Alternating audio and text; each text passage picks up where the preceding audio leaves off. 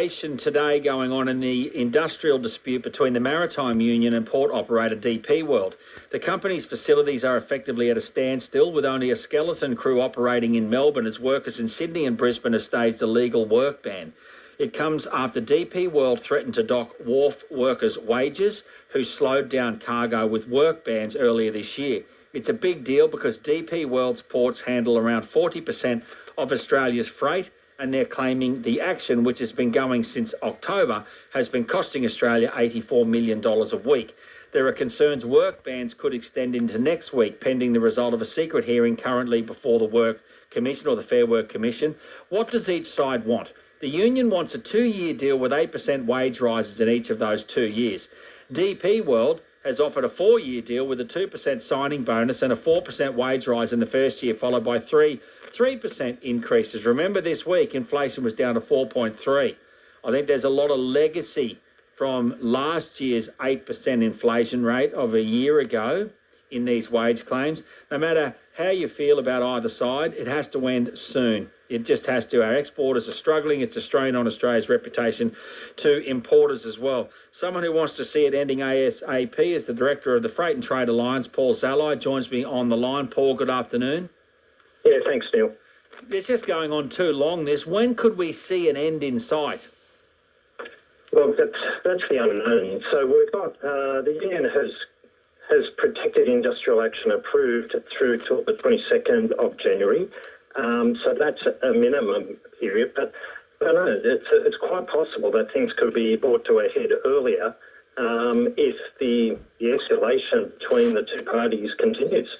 So protected industrial action until the 22nd, which means they can strike in certain ways. Are they restricted in how they can strike or what they can do, or can they go holeless bowless, the big one? Yeah, look, there are restrictions. They have to make an application to the Fair Work Commission on their bans. But to give you an idea of how things are escalating, one of the bans that they've got in place at the moment is they can prevent servicing a vessel for up to 8 hours from when a vessel berths. That's one of the tools that the union has got now. One of the things that they're putting to the Fair Work Commission now is to be able to extend that for 16 hours. So, look, every minute is critical when you're talking about these vessels, the value of the cargo that they've got, and what is already a severe problem is probably going to get worse, or will get worse, as this protected industrial action continues and escalates. Yeah, so a ship gets to the dock, and sometimes they're stuck out at sea anyway. We know that, and we've seen that a lot. It gets to the dock, and then it can sit there for 16 hours unattended. No wonder the cost of freight, the supply chain issues we have, it ends up being ordinary Australians who pay for it, right?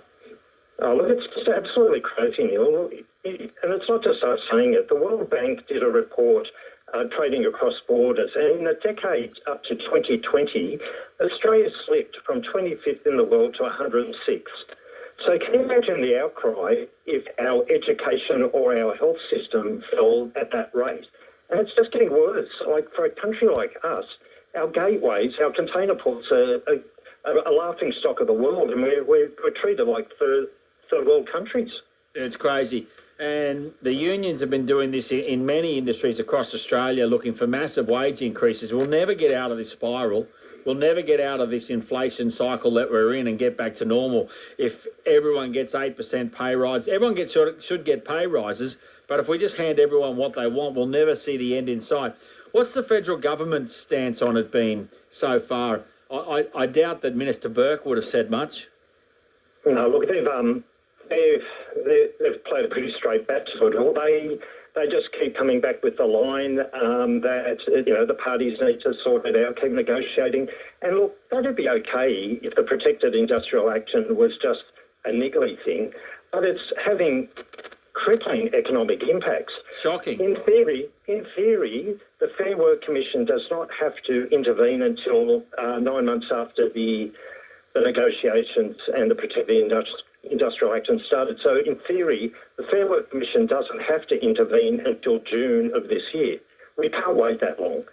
We need something to break the impasse now. Now, again, I'm not on the side of the unions or the employers, but while they're while they're having their stalemate, it's the rest of the country that is just bleeding. And I don't think us as the community have seen the full impacts yet. In another few weeks, if this doesn't continue, I think we're really going to start seeing shelves starting to empty, and the prices will go up. You know, it's just, we've got the international shipping lines now. You're saying, you know, we don't want to see them sitting off our coast. They're not doing that. They're just bypassing ports. If there's congestion there, they're just moving on. They're not discharging the imports. They're going to the next port until they can find somewhere that's not congested. And God help us, they're all foreign-owned shipping lines. No, we don't have one Australian flag vessel. They're all European or Asian shipping lines. Australia's national interest is very much secondary to them.